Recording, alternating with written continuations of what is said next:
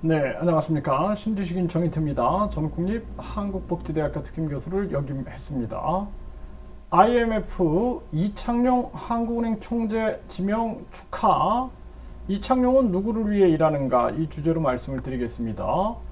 이창용은 IMF의 간부 출신이에요. IMF의 국장 출신이고 문재인 전 대통령이 지명을 했습니다. 지명을 하고 문재인 전 대통령이 지명을 하는 과정에서 윤석열 당선인과 이 갈등이 있었어요. 이게 이제 팩트고요. 제가 전에 영상을 올렸으니까 한번 확인해 보시고요.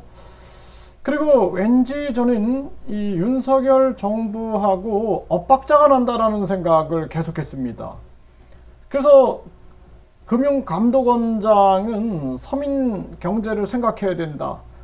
금리를 급격하게 올려서는 안 된다. 시중은행들한테 경고를 하고 있는데 이창용은 계속해서 시장에 찬물을 끼얹으면서 이 금리를 계속 올리고 있는 거예요. 일본이 바보가 아닙니다. 일본이 마이너스 금리를 유지했던 것이 자기 나라의 기업과 가게를 생각하기 때문에 이게 함부로 올리지 못하는 겁니다. 자국 사정을 생각하는 거거든요.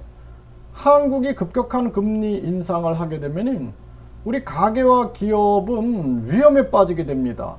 마치 IMF 때 경제 주권을 빼앗겨 가지고 IMF에 의해서 완전 그 사회가 구조 조정이 일어나듯이 그렇게 만들어질 수 있다는 거예요.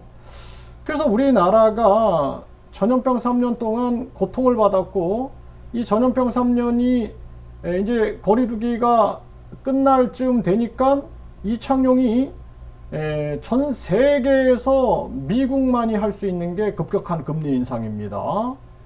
미국은 기축통화국이고 강력한 군사력을 가지고 있어요. 그래서 미국이 세계 전쟁 위기를 만들면서 무기를 판매하면서 강달러를 만들고 기축통화 독점을 하고 메이드 인 아메리카 해서 반도체, 배터리, 그리고 전기차, 바이오 생명 과학 등을 다 미국에서 만들자 해가지고 자기들도 급격한 금리 인상에 대비하면서 그렇게 전개를 한 겁니다. 그런데 한국은 아무런 대비 없이 이창용이가 그냥 이거는 뭐 초등학생도 이걸 할 수가 있는 거예요. 이 한국은행 지금 역할은. 근데 미국이 올리는 대로 따라하면 되는 겁니다. 이게 참 얼마나 쉬운 겁니까? 중국이 금리를 내리면서 동결하는 것은 전략, 자기 나라의 사정을 생각하는 거거든요. 근데 이창용은 지금 미분양 사태부터 시작해서 건설사, 뭐 금융, 돈맥 경화가 일어나고 그리고 급기야 막 정부가 돈을 지원하고 이런 상황에서 혼자 그냥 나 홀로 계속 금리를 인상하는 그러한 자행을 하고 있는데 이게 저는 왜 그런가 참 궁금했어요. 누가 이 사람을 임명했는가?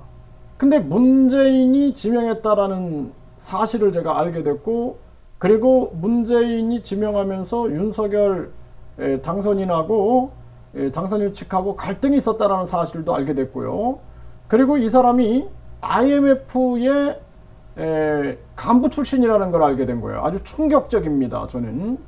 그래서 나는 이 사람이 한국인이 맞나라는 생각까지 했어요. 어떻게 일본이 바보가 아니다. 안보는 미국하고 같이 가지만 경제에 있어서는 자국의 사정을 충분히 고려해서 마이너스 금리를 유지하고 있는데 한국은 그냥 무턱대고 미국이 금리를 올리니까 계속 금리를 올리면서 마치 IMF 시대를 방불케 하는 경제 주권을 빼앗기는 우리 국민들이 잘못한 게 없어요. 우리 국민들은 전염병 3년 동안 죽지 못해 산 마지막까지 생을 포기하지 않고 버텨온 죄밖에 없는데 여기에다가 빚으로 버텼던 국민들에게 급격한 금리 인상으로 잔인한 공격을 해대고 있는 게 바로 이창용이다.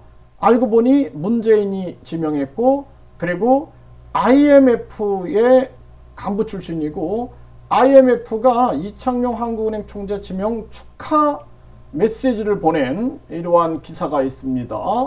네, 그래서 이투데이에 보면은 IMF 이창용 한국은행 총재 지명 축하, 네, 탁월한 기여에 감사한다. 이런 기사가 나온 바가 있어요. 네, 그리고 이 연합뉴스에 보면은 전철환 한국은행 전 총재가 IMF는 국제투기 금융자본의 천병이다. 이렇게 비판을 했어요. 국제투기 금융자본의 천병이다. 그러니까 국제투기 금융자본의 앞잡이들이다라는 거예요. 앞잡이들. 네. 이러한 부분들. 그래서 우리 국민들이 이 IMF를 좋아하지 않죠. 그래서 이 IMF 투기 자본을 우려하면서도 현재를 담지 못한 국가부도의 날, 이 영화 국가의 부도의 날 보면은 결국에는 이 썩어 빠진 것들이 IMF 체제로 끌고 갑니다. 그때 이제 그나마 양심 있는 금융인들이 다 죽는다 하면서 막아내는 그러한 장면을 담은 게 국가부도의 날인데, 이 IMF, 지금 우리 사회에도 지금 IMF 체제가 현재 진행형으로 지금 다가오고 있다라는 거예요. 네, 이 영화를 여러분들도 꼭 다시 한번 보시길 바라겠습니다. 네, 그래서 이 IMF, 이 국가 부도의 날, 이거를 한번 냉정하게 한번 바라보실 필요가 있다. 저는 그렇게 말씀을 드리고요. 네, 금융 좀비 키우는 관치라는 헤럴드 경제 기사를 보게 되면은 여기 이런 얘기가 나와요. 과거 우리나라는 군사 정권 등을 거쳐오며 금융뿐만 아니라 전 산업의 관이 영향력을 절대적인 곳이었다. 그러다가 전체 흐름을 뒤집은 게 1997년의 IMF 외환위기다. 경제 주권이 IMF로 넘어가면서 금융을 포함한 전 산업의 혹독한 구조조정과 민간 중심의 개혁을 요구받았기 때문이다. 수많은 서민들의 고통, 기업들의 무너짐을 겪은 끝에서야 이런 서민들의 엄청난 고통이 있었던 거죠. 이 IMF, 경제 주권이 IMF로 넘어갔습니다. 이때 이런 정황이고, 이 IMF는 계속 인플레 해결을 위한 미 연준의 고금리 유지를 지지한다, 이런 얘기들을 하고 있어요. 그런데 사실상 유엔인 지금 이 연준을 비판하고 있죠. 연준이 잘못 가고 있다. 네, 공급의 문제를 수요의 문제로 풀려고 한다. 이런 걸 비판하고 있고, 경제 석학들은 세계 경제 전환점에는 동의하지만 연준의 긴축에는 글쎄 하고 있다라는 거죠. 네, 그래서 많은 교수들이 긴축 정책이 경제를 해칠 거다, 이러한 경고들을 하고 있는 것입니다. 네, 그리고 이 IMF는 계속 이렇게 몰고 가는 거예요. 인플레와의 전쟁 끝나지 않았다. 금리 인상 지속해야 한다. 엉뚱한 소리를 하고 있는 겁니다. 공급망으로 해결해야 되는데, IMF는 한국은행 한은 총재 지명, 이창용 한은 총재 지명에 축하를 한다. 헌신적 노력한 뛰어난 리더다. 이런 식으로 띄우기를 하고 있죠. 네, IMF 이창용 한국 총재 지명 축하, 탁월한 기여에 감사한다. 이런 식으로 띄우고 있는 거예요. IMF 모두 핵심 리더 이창용 그리워할 거다. 성공을 기원한다. 이러고 있죠. 네, 그래서 IMF가 계속 이창용을 띄우고 있다. 네, 그래서 이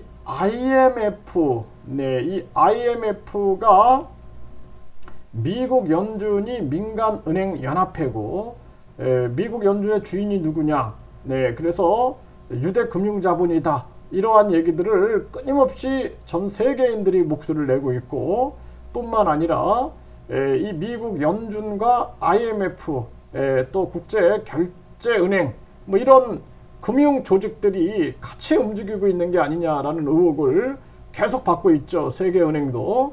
그래서 우리가 경제 주권을 우리 국민들이 갖지 않고 IMF 형태로 가게 되면은 우리 국민들은 죄도 없는데 갑자기 약탈 자본주의의 희생자가 된다라는 것입니다. 이창용, 문재인 전 대통령이 지명했고, IMF 간부 출신 IMF가 축하하는 이 이창용을 바로 해임해야 한다, 이렇게 말씀을 드립니다.